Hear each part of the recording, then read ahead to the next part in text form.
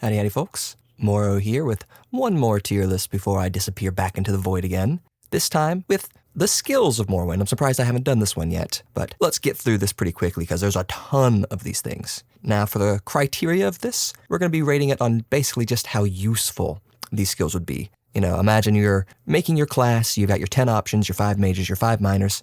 Basically, how useful they'd be if you chose them as one of your class skills. All right, that's what we're going off of. Now, starting off with, we have acrobatics.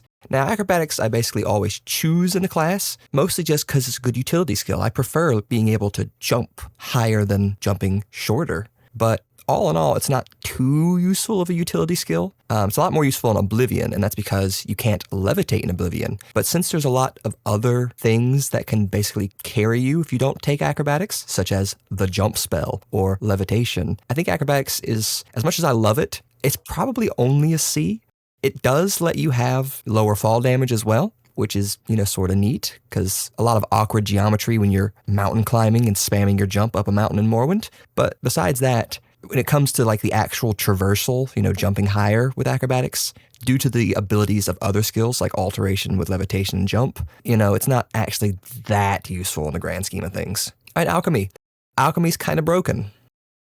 Dare I say S. I don't usually use it just because it kind of takes a lot of the fun out for me. I know a lot of people like the fun of breaking Morrowind with alchemy, but for me, it's just kind of not. It feels kind of Excel spreadsheety, I have to document like where all the merchants are that sell these ingredients or so on and so forth, and like alchemy can get to a point where it's so good, it literally doesn't even matter what race you play, what class you play, you can just break the game at level 1 with alchemy. It's that good. So I feel like obviously it has to be an S tier.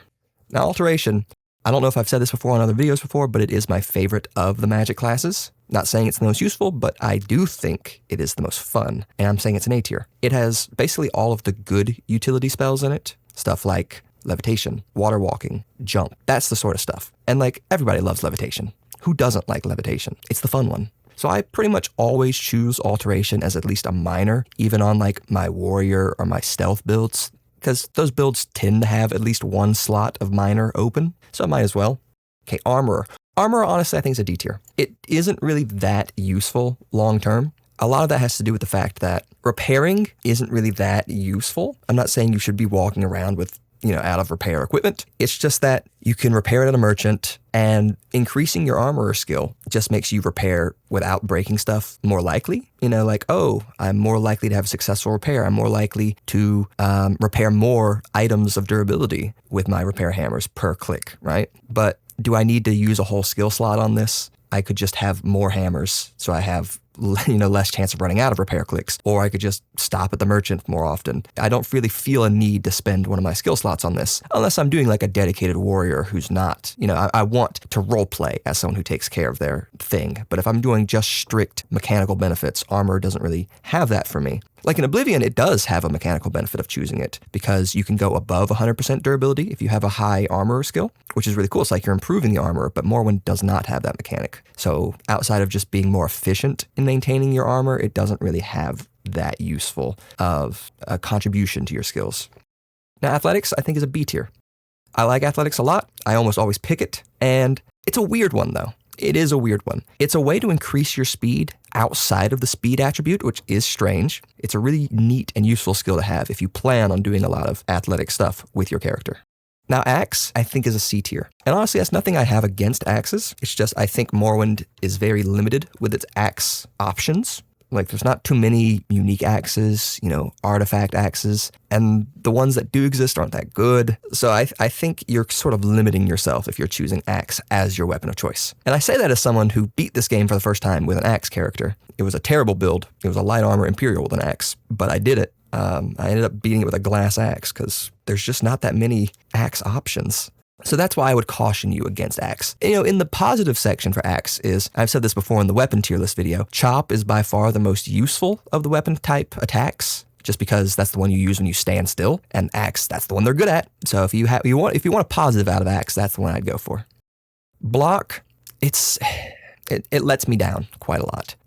Honestly, I think this might be an F tier, and maybe I just don't get block. But it it's just not a skill you can rely on. And a lot of that has to do with the fact that it's basically just another dice roll. And I'm not complaining about dice rolls. It's just, I like when I can initiate the dice roll. You know what I mean? Like, sure, combat's a dice roll. I click on someone, maybe I'm not going to damage them because maybe I missed, maybe my fatigue's too low, maybe they have a high agility or whatnot, maybe they dodged. But at the end of the day, I still initiated the dice roll by clicking on them. You know, I had the choice of doing that. When it comes to shields with block, first off, block as a skill is useless unless you have equipped a skill. You can't block without a shield like you could in Oblivion or Skyrim, right? You can't block with your bare hands. You can't block if you're using just a one-handed weapon. You can't block with a two-handed weapon. It's only shields that can block with, right? So you have to keep that in mind.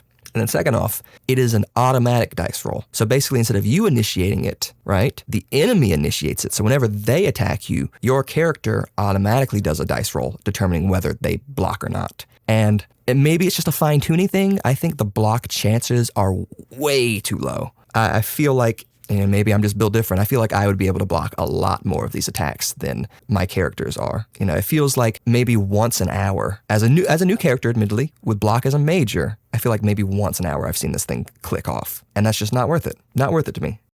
Blunt. I'm going to put this one in B. And it has a lot of the same problems that Axe does. It's just it has a lot more unique options than Axe does. There's a lot more unique artifacts, unique weapons you can use. And so I think that gets it the edge over Axe. And similarly, it also has Chop as its chosen strength of attack type. You know, the overhand, the standing still one. That's the one that Blunt tends to favor as well. And so it's a benefit for it. But this one also has Sunder. It has Skull Crusher. It has some pretty good weapons that you can use if you want to go Blunt. So I think that's an edge over Axe for Blunt. Conjuration. I don't think Conjuration is that good in Morrowind. I think it's only like a C tier. And maybe that's just Morrowind AI being bad. It might just be Morrowind AI is kind of bad. I don't think Morrowind combat really is at its best when it's a bunch of dudes just dishing it out like in a big, mosh pit. I think Morrowind combat is at its best when it's like maybe 3 or 4 people, like maximum, fighting it out. Because the people move too fast for you to really aim, and then you have to account for the dice rolls. So Conjuration is just adding more dudes into that. And a lot of the things that you summon, like the Daedra, sometimes have area of effect attacks, and that's just a mess. So yeah, I don't enjoy Conjuration. It can be useful, like when you conjure weaponry or armor, gear, stuff like that. So that bumps it up. But the summoning allies aspect of this, I do not find all that useful. Destruction. Destruction's pretty dang good, especially if you're a mage. I feel like I'd have to put it in S tier. This is the way you're going to be doing your damage if you are a mage. Obviously, I guess. No, it's just destruction. Destruction's good. Even fresh out of Cedonine, out of the Census and Excise office, destruction Firebite is pretty much for most of the little creatures you find around Cedonine at base difficulty an insta-kill, and your attack chance is also much higher than most of the weapons that you could start with. So destruction is just all around a great skill from start of the game to the end of the game. So it's an S tier. Enchant, another S tier. It's just a great skill. I love it. I'm not a big fan of how, when you do the enchanting, when you create an enchantment, how low the chances are. I think that's kind of dumb. And also, when you get an enchantment done, the prices are just ridiculous. I think the balancing very much could have been tweaked on that. But besides that, the actual effects of the skills, like making your own enchantments, making these broken artifacts, the, capturing souls and all that, it's a very fun skill. And one thing I actually do like over Morrowind's enchanting system, compared to what came later, is that the artifacts actually slowly, naturally regenerate. It is a slow process, but it does still happen. And your enchanting skill will actually increase the speed at which that happens, which is cool. And it's just all around really cool. Hand-to-hand. I have not actually ever done a pure hand-to-hand playthrough, completionist. I've done a few short playthroughs, from here to there, a few levels, but never a full run-through hand-to-hand. But from what I've done, I think it might just be B. It seems fun, but is it really that good? I don't know. Like I said, this one I'm a little out of my depth, so that feels right to me, but in the comments let me know whether I'm just off base on this one. I do like the fact that it targets fatigue first, but who knows, by the late game that might just get tedious, so I don't know. Heavy armor.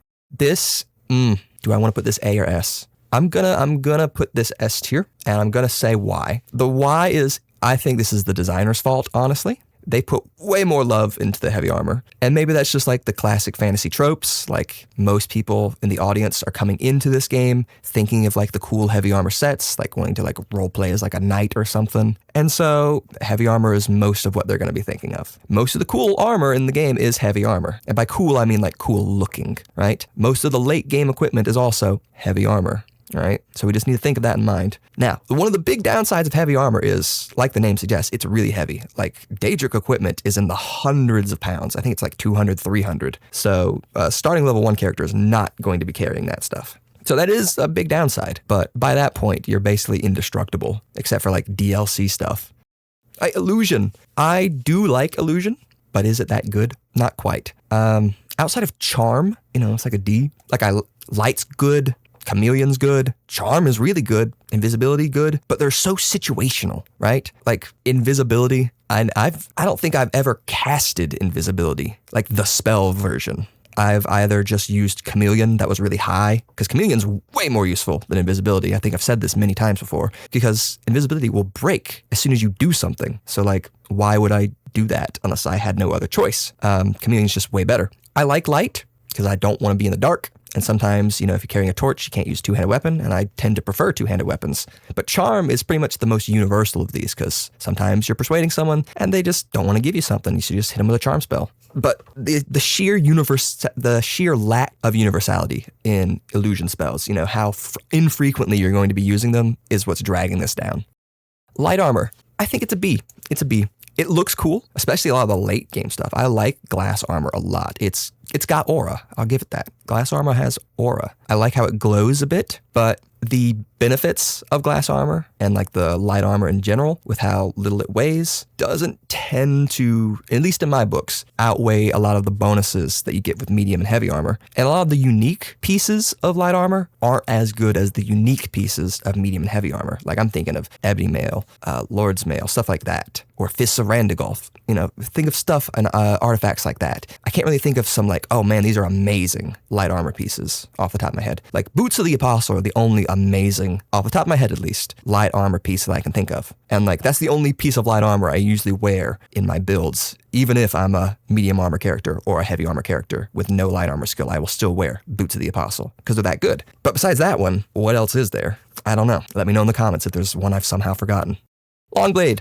Looking at what we've got left, I think Longblade is S tier. And this is another, I think, victim of Bethesda when they're making this. We're just thinking of what is the average player of Morrowind coming into this going to have in their mind of what they want to do. And most of them are going to be thinking swords, right? Very few people coming into Morrowind, like first-time RPG players, let's think of that. If that's your mindset, are going to be thinking, man, I really want to use a spear. Now, I was one of those spear people, but I was not a first-time RPG player. Most first-time RPG players are thinking generic fantasy, even though Morrowind is definitely not generic fantasy. So they're thinking heavy armor, Longblade. So there's a ton of good Longblades, even on the same like tier bracket, like Iron, Steel, Dwarven, Ebony. There's like different versions of Longblade types. It's like Iron, there's the Iron Claymore, the Iron Longsword, Iron Saber, Iron Broadsword. You know what I mean? There's all these different options. Technically on the same level in the gear progression, but there's options. You can choose, you can specialize, and there doesn't tend to be anywhere near that many options in any of the other weapon categories. Like Axe, I don't even think ever has more than maybe 2. Most of the time it's only 1. Some of the tier brackets of materials get skipped entirely on Axe. And Blunt, I think, is pretty consistent with 2. You can choose between a mace and a club. Spear, 1 or 2. You can choose between a spear or a halberd. But Longblade, it's pretty consistent. Like 2, 3, 4 options at each bracket. So yeah, Longblade is by far the better one. And there's way more artifacts and unique weapons for Longblade. Plus the coolest generic one, the Daedric Daikatana, is also Longblade. So I'm just saying, it's an S tier. Marksman. Famously, I used to hate Marksman, but I've been fooling around with it a little bit more. I think it genuinely might be our bottom A tier. So I'll add more stuff above it in the future of this video. But I think it has been argued to me over the course of this channel that it is squeaking into A tier. I don't think bows are all that good unless you have like a special artifact one. And crossbows, I really don't like that the crosshair is off. Maybe that's just me. But throwing weapons, surprisingly, the ones I ragged on the most, surprisingly are actually good. I still don't like how much the price inflates on them. Like some of these darts are in the thousands. But apparently they're pretty good. And I've tried them and they are good. Blows my mind. Never would have guessed. Medium armor. I think this is by far the best looking armor in the game. If you're just going for sheer style points, I think it's the best looking armor in the game. But it's probably just A tier. I'm gonna put it at the top of A tier. The Indral armor is good looking. Royal Guard armor is good looking. Stalrum, I guess, if you're a Nord lover, a snow ape, is also pretty good looking. Bone Mold, one of my favorite armor pieces in all of Elder Scrolls, also medium armor. Like, there's a lot of good medium armor sets, but in terms of, and here's the big drawback of medium armor, if you're choosing it for Morrowind, there just aren't that many sets total. I think there's maybe, oh god, I just took psychic damage. I think there's like 6 or 7 medium armor sets. And that just doesn't really hold up and doesn't feel good to play a strict medium armor character when you have like heavy armor, when there's like 12 or 13, 14, and even light armor I think has more. So when you get a new set, like let's say you're starting on like Bone Mold for medium armor, like the next bracket up is like Dreg, and that's like twice as much armor, and that's not even a complete set. So the next one after that is like Orcish, which is triple Bone Mold or somewhere around there. So you're going to be jumping entire tier brackets in the meantime. So it just doesn't feel good, and the styles, while they individually look really good, Bone Mold looks great, Orcish looks great, Indral looks great, they don't really mesh well together, at least in my stylistic opinion. They don't look good together, and I think that's a problem. I just wish that Bethesda had fixed this problem instead of cutting it from Oblivion, Mercantile. Mercantile is a skill I don't think is all that good. It's D tier. The reason I don't think it's that good is by 5 or 6 levels into Morrowind, you're going to be swimming in cash anyway. You don't really need to make it, all that much easier on yourself. It's a waste of a skill, I'll say that. Unless you want to RP, roleplay as someone who is like a excellent trader, or maybe you're playing a mod that makes the gold, more balanced, harder to get, whatever. Base game Morrowind, though, I don't find Mercantile that useful. Mysticism. I also love Mysticism. It's a B tier. I'll put it above Blunt, though. It has my other favorite sets of utility spells, namely Mark and Recall and Intervention. If no matter who you're playing, no matter what your build is, if you are not using Mark and Recall and Intervention, you are sorely missing out. You need to have those spells in your catalog. They are so useful just to skip the walking back from a mission, a dungeon that you just did, or just like a safe get me the heck out of here option, right? Mysticism is where you gotta be. Restoration, this is, it's an A tier, and I'll put it above medium armor just because it's that good. Restoration's great. Saves your life. Now, I will say, one of the bigger drawbacks of Restoration is, yeah, it's really good, but it's really good at like just a few things. It heals you. I guess if you wanted, you could restore fatigue. Like the other stuff it does, like curing disease, paralysis, whatnot, most of the time you're just gonna have a potion for. Like it feels kind of pointless to waste a whole spell on. Like even when I'm playing a magic character, the only thing I really use Restoration for is healing my health, not anything else. I just have the skill so that I get even better at healing my health, so I can heal more of it, or heal it with a higher chance, or heal it faster, or whatever. I don't really use any of the other effects, but it's just really good at that, that really small group of things, so I'll put it in A. Security. Here's the problem. Security, much like acrobatics, kind of gets mogged because the thing it does sort of gets obliterated by alteration, but I'm putting it above acrobatics. I'll tell you why. So you use security to unlock chests and doors and whatnot. And alteration, much like how it has the ability to walk on water, levitate, jump, it also lets you unlock doors, unlock chests. So you would think that, doesn't that replace security? Yes and no, because security also has one other thing that lets you do, and that's disable traps, right? Disable traps.